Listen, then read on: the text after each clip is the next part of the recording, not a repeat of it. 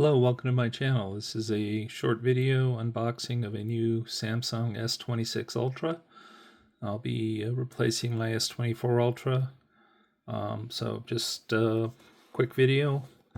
I'll be opening it for the first time. I'll give you my impressions as well.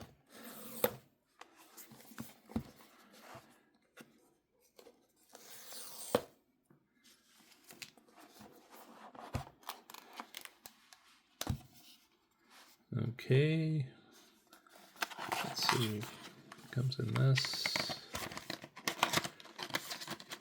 probably a cord, SIM tool, let's see what else we got in here, and no brick, but yet again another USB-C cord. So that's that. We have the SIM card tool, so we'll put that aside, and here's the phone. See if we can get this out. So this is now, I guess, no longer titanium. This is aluminum. I have this, I think it's called a violet color. Beautiful color. I know some videos they said the weight of the phone was not as substantial as they'd like. Just first impressions, when I feel this, I feel it's just fine. So let's go ahead and take the screen off, and that's the new phone, and we'll go ahead and power it on.